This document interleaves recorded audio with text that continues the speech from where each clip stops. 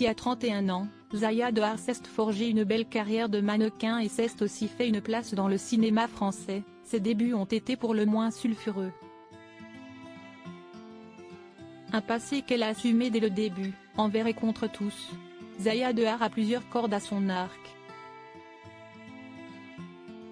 La jeune femme de 31 ans s'est brillamment fait une place dans le mannequinat et l'univers de la mode, pour les besoins desquels elle a créé plusieurs lignes de lingerie.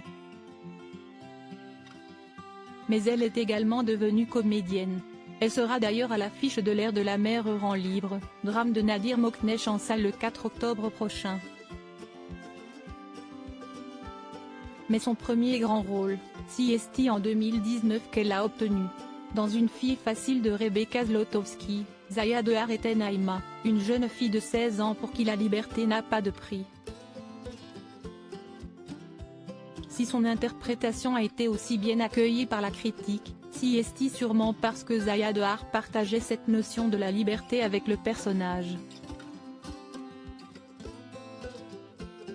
Et CST toujours d'actualité. La notion de liberté est arrivée très tôt dans ma vie. Petite, j'ai préféré rester à la maison pour me déguiser et me maquiller plutôt que d'aller jouer dehors avec mes copains, confie-t-elle dans Madame Figaro ce vendredi 29 septembre.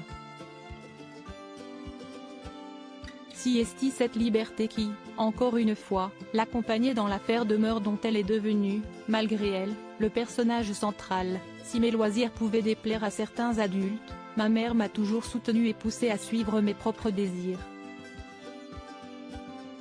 Dans ma vie, mon plus grand acte de liberté a été d'assumer mon passé. Quand je me suis retrouvée au cœur d'une affaire de meurtre, certaines personnes m'ont conseillé de dire que j'avais été manipulée, que je ne savais pas ce que je faisais, poursuit-elle. Même si la prostitution reste pour une femme la pire étiquette dans notre société, en agissant ainsi, je n'aurais jamais pu me regarder dans un miroir. Toucher mais pas couler malgré les encouragements de son entourage, Zaya Dehar a préféré s'écouter. J'ai décidé de ne pas pleurer, de ne pas regretter et de ne pas avoir honte de ses choix. C'était inimaginable pour moi d'abdiquer. Zaya a donc poursuivi sa route, elle est surtout restée fidèle à ses convictions et ses principes en attendant que l'histoire se tasse. Force de constater qu'elle a eu raison de ne pas écouter ses proches, à voir le succès qu'elle rencontre aujourd'hui.